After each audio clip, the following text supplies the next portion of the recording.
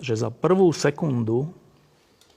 sekundu nášho vesmíru sa toho stalo viac, než za celých tých, koľko miliárd rokov? 14 miliárd rokov potom. A to som si hovoril, to nie je možné. To asi tak nie je, to je nejaké populistické vyjadrenie, aby ma to zaujalo. No a to je tá prvá otázka. Je to populistické vyjadrenie?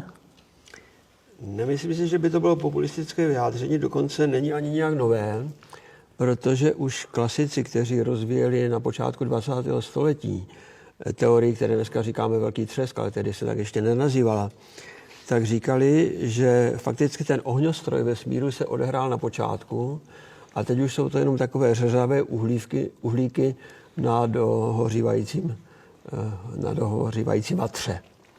Takže je to tak. Když si uvědomíme dnes, co víme jednak o astronomii, o tom, co je v hlubinách vesmíru, ale také, co víme o těch nejmenších částečkách hmoty, kterým říkáme elementární částice, a tyhle dvě věci spolu v tom raném vesmíru neobyčejně těsně souvisejí, tak to můžeme potvrdit. Prostě to nejzajímavější se odehrálo na začátku a teď už jsou to jenom takové dozvuky.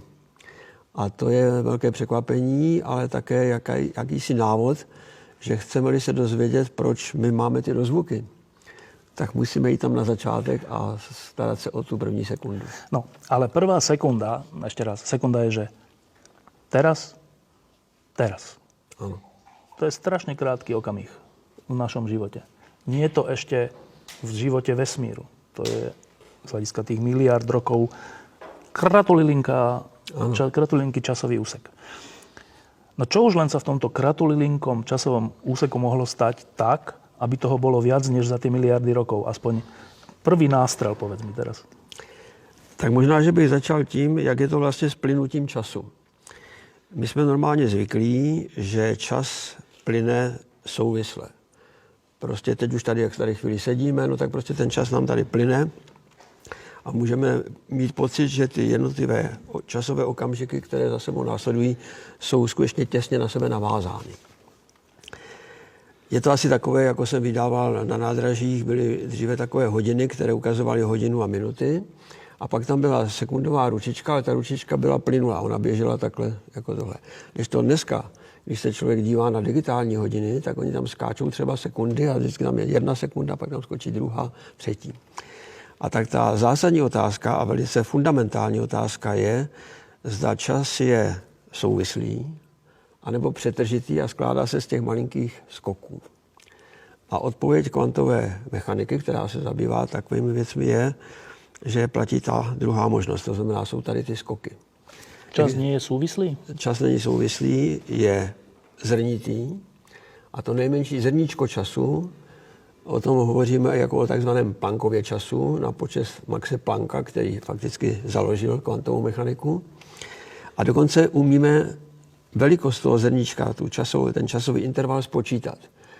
Jak je to možné, že to umíme spočítat? Protože ono to souvisí s fyzikálními konstantami, které fyzikové určují buď v laboratoři nebo ve vesmíru.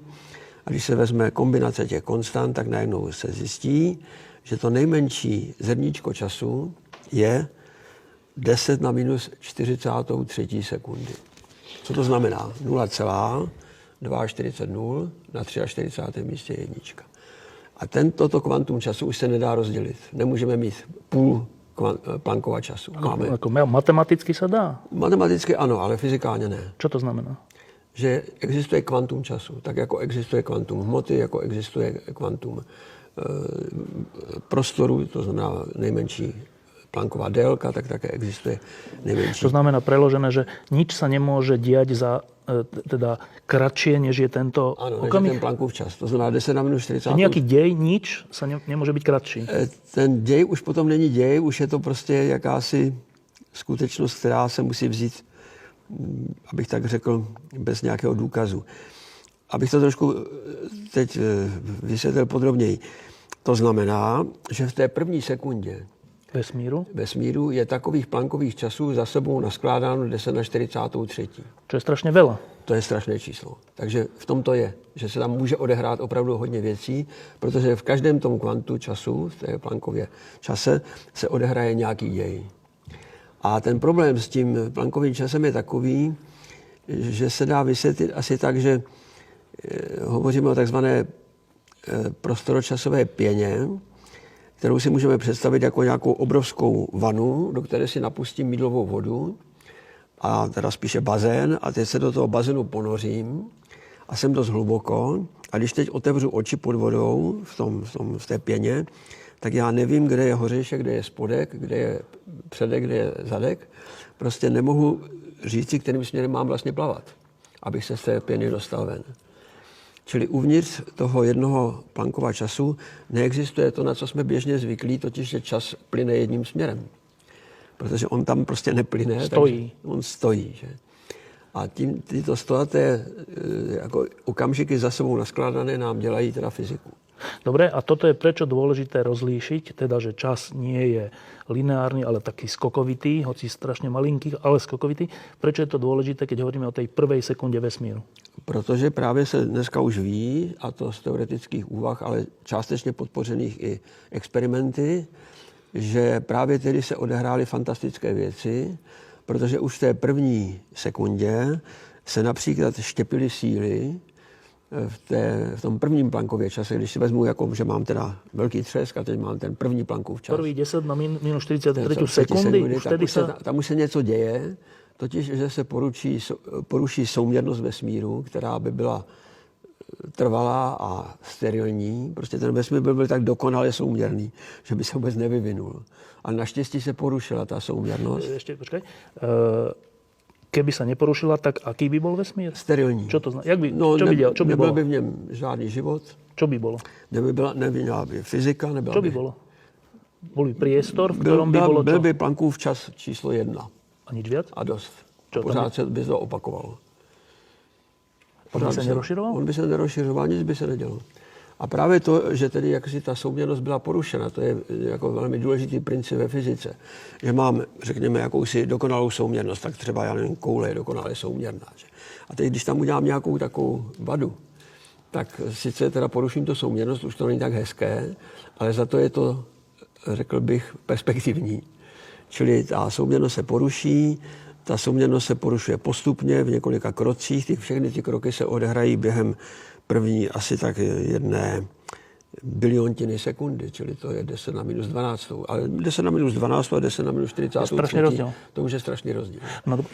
A tam se teda vlastně dělá fyzika. No, ešte te vrátim k bodu 0.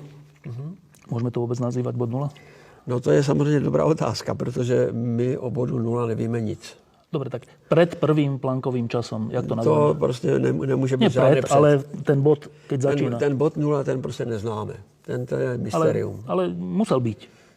No tak... Či ani to nie? No nevíme, co se teda stalo v čase 0. Dobre, ale tak dobre. Tak ideme už v tom prvom Máme tady Planckovom to čase. první to kvantum, tam jsme teda jako v té podivné situaci, že nevíme, kudy je to dopředu, kudy je to dozadu, že nevíme, kde je budoucnost, kde je minulost.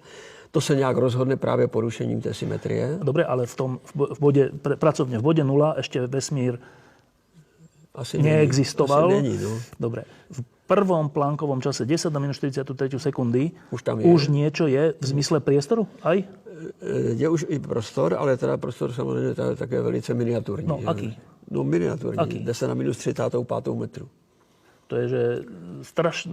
To je 0,340 a tam je potom jednička. A v tom priestore, v tomto maličkej taková, guli asi? No, tak řekněme, že to koule, ale to taky nevíme. No, prostě nějaká taková malinká krychlička, řekněme. A v nej je čo? A v tej chvíli se nachází zárodek vesmíru. To znamená čo? No to nevíme. No ale čo to je? Energia? No musí tam být obrovská energie, musí tam být obrovská hmota. Hmota a energia není v tej chvíli ešte rovnaké? To se dá samozřejmě jako vzájemně stahovat, to je pravda. Musí tam být obrovská teplota. Prostě to je stále energia. Není to nakoniec všetko iba energia? Možná, že jo, možná, že ne. Nevíme o tom nic bližšího. Dobre, čiže máme malilinký útvar. Ano. Vesmír už začal žiť, existovať. Ano. Máme malinký útvar, ktorý v tom prvom kvantovom čase ešte nevieme, či sa vlastne rozšíril, alebo čo proste existuje. Existuje, ale tak všetko o tom můžeme říct. Že? V druhom. A pak teda přijde to druhé kvantum a v tom se naruší ta symetrie. Ta souměrnost. V tom malilinkom čase 10 na minus 43. Ano. Vesmíru. Tak a jakmile se naruší, tak se začnou dít podivuhodné věci fyzikální, protože v tom prvním okamžiku vesmír má jenom jeden typ částic a jednu sílu, která mezi těmi částicemi působí. Všechny částice jsou rovnaké, můžeme je zaměňovat mezi sebou. To nie sú protony, neutrony. To ještě zdaleka nejsou takové, vlastně nějaké částice Č. Vieme vôbec, že sú to častice? To taky nevíme, ale prostě něco teda stejného, něco, co je úplně stejné. Můžeme si to nazvat, jak chceme. Že? A teď se prostě stane ta divná věc, že se poruší ta souměrnost, tím pádem se oddělí od těch sil, které postupně ve vesmíru vznikají, se oddělí první síla, potom se oddělí druhá, pak se oddělí třetí, Teraz pak hovoríme čtvrtá. o gravitácii. A to jsou gravitace, elektromagnetismus, silná, slabá, jaderná, ale to pořadí, ve které teď tady říkám, to jsou pořadí, která jsou historická. Tak sa to naozaj bolo, hej? Takhle se ty síly objevily. My jsme nejdříve jako lidé objevili gravitaci. Ale ktorá sa z nich prvá Ale oddelila? která se z nich první oddělila, tam je to složitější. Tam je prostě vzniká ještě komplikovaná síla velkého sjednocení, pak tam vzniká síla elektroslabá a pořád se to štěpí. A to hovoríme o druhom kvantovom čase toto? Tam jsou mezery, tam už je těch časů víc, takže ty síly se vytvářejí ve vesmíru skokově, ale trvá to čím dál tím déle Tie rôzne zmeny. Tie různé změny. Teda čím ďalej dlhšie, ale v rámci tej prvej sekundy.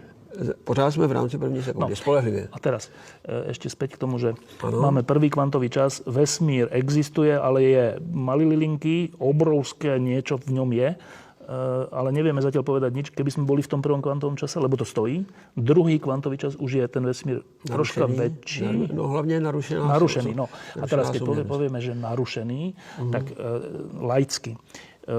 Keď je ten prvý bod a teraz sa vesmír, že ten výbuch, Big Bang, no tak, že sa to teda zväčšuje, je laicky sa myslí? Asi áno. Štefane, to je ještě další problém, že teď si řekl slovo výbuch a ono to teda ten velký třesk to tak jako navozuje, že to byla nějaká bomba, která vybuchla, nebo nějaký granát. Tak jak to nazveme?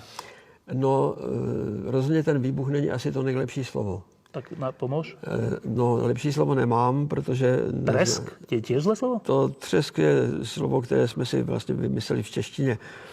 Ale nevím, co to vlastně znamená pořádně. Velký začiatok? Tak, možná, že je to velký začátek. Dobre. To je dobrý. A teraz je veľký začiatok, prvý kvantový čas, druhý kvantový čas a teraz ty hovoríš, že a tam sa stala dôležitá vec v tom druhom kvantovom čase?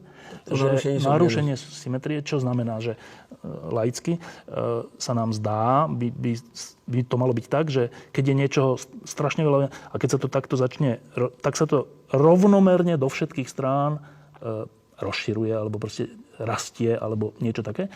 Ale ty hovoríš, že nie, ale tam sa niečo narušilo. To niekto narušil? Teda, čo to znamená sa narušilo?